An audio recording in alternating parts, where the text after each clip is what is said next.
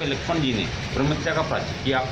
जिससे मैं आपको बताऊंगा लक्ष्मण झूला, हैंगिंग ब्रिज, झूलता पुल, जिसे ब्रिटिश सरकार ने पब्लिक की सुविधा के लिए बनाया और जो यहाँ का सबसे मुख्य दर्शन है, जिसका नाम सुनकर लोग यहाँ पर देश और विदेश से लाखों रुपया खर्चा करके आते हैं, जो किसी को मिलता नहीं, वो है परमात्मा शिव का रूप, एक मुखी रुद्राक्ष का दर्शन। इन सभी का अलग अलग वर्णन होता है। सबसे पहली बात जानने वाली ये है भाव, लक्ष्मण झूला तपोवन क्यों बोलते हैं, लोग यहाँ पे क्यों आते हैं। भगवान रामचंद्र जी ने जब रावण का वध किया और लक्ष्मण जी ने मेघनाथ का, तो दोनों भाइयों के ऊपर में ब्रह्महत्या का दोष लगा। रावण और मेघनाथ एक जाति से उच्च कोटि के विद्वान ब्राह्मण और कर्मों से राक्षस थे। ब्राह्मण को मारना हिंदू धर्म में ब्रह्महत्या का पाप होता है। तो भगवान श्री राम मर्यादा पुरुषोत्तम थे, मर्यादा को बनाए रखने वाले थे, इसलिए उनको ब्रह्महत्या का प्रायश्चित करना था। तो दोनों भाई अपने गुरु की आज्ञा लेकर इस देवभूमि उत्तराखंड के अंदर में प्रायश्चित के लिए आए थे। तो लक्ष्मण जी ने इसी गांव में आकर के कई सालों तक एक पैर के ऊपर खड़े रहकर और हिमालय के रुद्राक्ष माला से ओम नमः शिवाय मंत्र का जाप करते हुए भगवान शिव की कठिन तपस्या कर ब्रह्महत्या के दोष से मुक्ति पाई थी। तो लक्ष्मण भगवान की तपस्या करने के कारण ही इस स्थान को तपोवन कहते हैं। इसका नाम तपोवन है।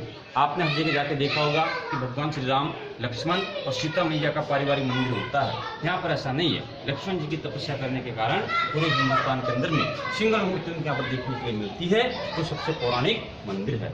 ये लक्ष्मण महाराज की तपस्या है, इसलिए लोग यहाँ पर आते हैं। ये तो हुई सर पहली बात। जिससे मैंने आपको बताया कि आप लोगों ने मंदिरों का दर्शन अपने जीवन में बहुत किया होगा। महाराष्ट्र में भी बहुत मंदिर है, लेकिन जिस वस्तु की जानकारी मैं आपको दे रहा हूँ, इसका नाम सुनकर लोग यहाँ पर संपूर्ण संसार, देश और विदेशों से आते हैं, लेकिन बिना जानकारी और समय न होने के कारण उचित वस्तु को लोग नहीं देख पाते हैं।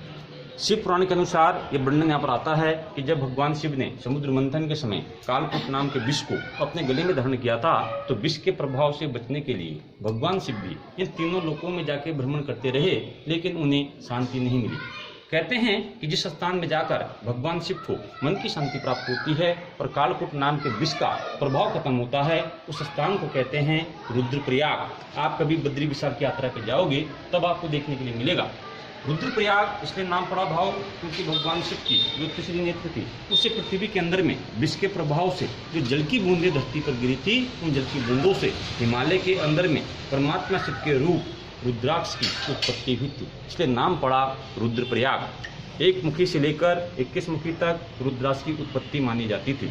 लेकिन क्या हुआ कि धीरे धीरे कलयुग के प्रभाव के कारण और धरती के पाप बढ़ने के कारण रुद्राक्ष धरती से लुप्त होता गया, खत्म होता गया। अब एक मुखी से लेकर मात्र ये 14 मुखी तक रह गए हैं और बाकी लुप्त हो गए। अलग अलग भगवान का इन्हें प्रतीक माना जाता है, लेकिन यहाँ पर कहते हैं कि जो एक मुखी रुद्राक्ष होता है, ये साक्षात परमात्मा शिव का दर्शन माना जाता है। ऐसे हमारे उत्तराखंड देवभूमि के अंदर में मानते हैं कि जाने अनजाने में मनुष्य के जीवन में भूल या पाप होता है, तो एक मुखी रुद्राक्ष के दर्शन करने मात्र से सभी पाप कष्टों का अंत हो जाता है। क्योंकि रुद्र मने होते हैं शिव, रक्त में आंसू, तो दोनों शब्दों से मिलकर बनता है रुद्राक्ष। दूसरे यहाँ पर क्या भाव, आप लोग भी 4 धाम की यात्रा में जाओगे, उत्तराखंड के अंदर में 4 धाम पड़ते हैं, बद्रीनाथ जी, केदारनाथ जी, गंगोत्री माता, यमुनोत्री माता, ये हिमालय के 4 धाम हैं। आप चारों धामों की यात्रा पे जब निकलोगे तो चारों धामों के अंदर में जाके देखना कि हिमालय के अंदर में ऐश गिरती है, बर्फ, और बर्फ गिरने के कारण ही चारों धामों के कपाट शीतकाल के लिए बंद कर दिए जाते हैं। ऊपर की जो बर्फ होती है वो सूर्य भगवान की किरणों से पिघलकर पवित्र गंगाजल के रूप में बह जाती है, जिसे हम गंगाजल कहते हैं, गंगा का अमृत कहते हैं, वो बनता है पवित्र गंगाजल। लेकिन जो बर्फ पिघल नहीं पाती है, हजारों साल भी पुरानी बर्फ होती है, जिसमें सूर्य भगवान का प्रकाश नहीं पड़ता है, वो धीरे धीरे चट्टानों के रूप में एक पत्थर बन जाता है। स्वयं भगवान श्री राम ने इसका पूजन करके रामेश्वरम के अंदर में शिवलिंग की स्थापना करके रावण का वध किया था। इसलिए हमारे धर्म में शक्ति और विजय का ऐसे प्रतीक मानते हैं, जो आश्रम की संस्था आपको दर्शन कराती है।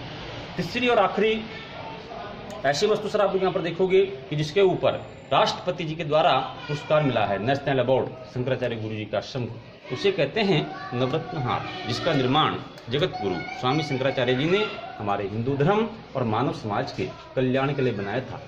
तो मंदिर से अतिरिक्त हिमालय की ये 3 मूल प्राकृतिक चीजें हैं, जिसे लोग देश विदेश से यहाँ पर देखने आते हैं। अब जानकारी सर हमने आपको बता दी है सभी चीज़ों के बारे में, हमारा काम बताने का है, लेकिन मुख्य सवाल ये होता है कि